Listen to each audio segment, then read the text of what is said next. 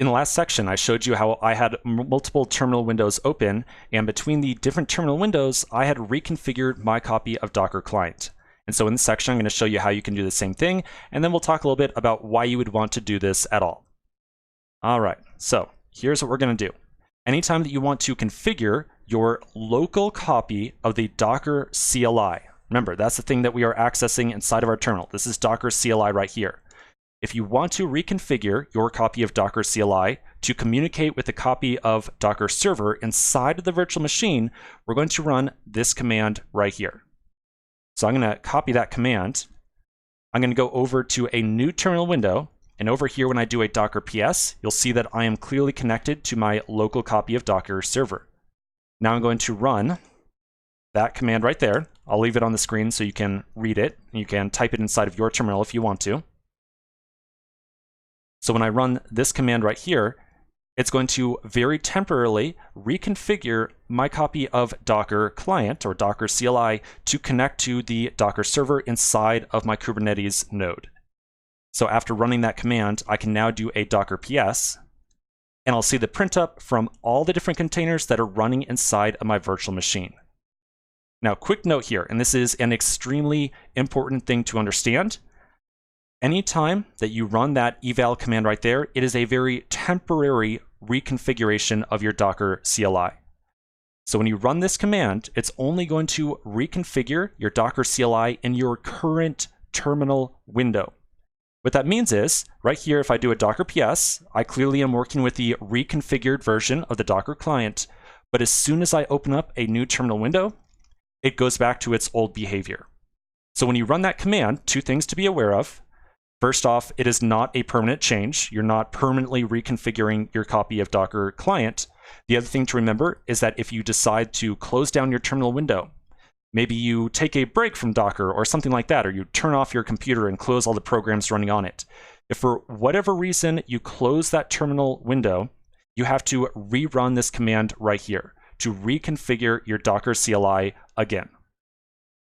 All right, so just to really make sure that's very clear, I'm going to show you one more time. I know this is getting a little bit repetitive, but I can just about guarantee you that at some point in time, you're going to run Docker PS and say, hey, wait, why am I not seeing everything inside the virtual machine? So when I run that command and do a Docker PS, I see everything inside of the virtual machine. As soon as I open up a new terminal window and do a Docker PS again, back to old behavior.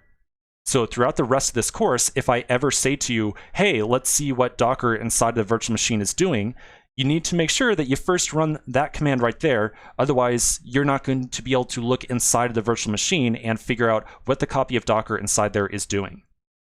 Now, just in case you're curious about what exactly this command right here is doing, you can actually take just the minikube docker env command right there and run it by itself.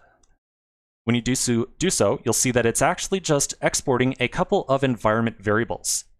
So just so you know, whenever you use a Docker CLI command, like say Docker PS right here, when Docker is invoked, it's going to look at a set of environment variables to decide what copy of Docker server it is supposed to connect to and attempt to execute this command on. So when we run this minikube docker env command, with the eval command especially, it's going to set up some new environment variables that are going to tell Docker CLI to reach into the virtual machine to find the copy of Docker server that is supposed to work with. And if you look at this Docker host variable right here, you might even be able to recognize the IP address. It's actually the IP address of your minikube server. For example, if you do minikube IP right now, you'll see it prints out the identical IP address to what we're telling the Docker client to attempt to connect to. All right. Now, one last thing I want to mention here, it's kind of hard to remember this entire command by itself. You know, it's kind of hard to remember this and have to recall it at some point in the future when you want to reconfigure your shell. I found that a very easy way to remember this command is to instead memorize the command minikube docker env by itself. Remember, that's what we just ran 2 seconds ago to print out all those environment variables. When you run just minikube docker env by itself, it will actually tell you, hey, if you want to configure your shell, or essentially your current terminal window, here's what you need to run. And it's the full-length command with the eval on there as well. So a very easy way of memorizing how to do this is not to memorize the eval part, just memorize minikube docker env. That's all you have to remember. And as long as you can remember that, type that in, and then it will tell you exactly what to type right here. So you can copy paste that in, and boom, you're good to go. All right, so that is what is going on when we run that Docker PS and see a listing of all the containers inside the virtual machine. Now, the very last thing I want to tell you is why we would want to do this, right? Why would we ever want to look at the copy of Docker running inside of the virtual machine? Especially since I told you when we first started looking at Kubernetes that you and I as developers do not mess around with the inner workings of the virtual machine. Remember, I told you we don't mess around with the virtual machine ourselves. We leave it up to the master to change the configuration of the virtual machine or change the different containers running inside there. So let's take a quick pause right now. When we come back to the next section, we'll talk about why we might want to reach into this thing and inspect the different containers that are running and kind of mess around with them a little bit. All right, so quick pause, and I'll see you in just a minute.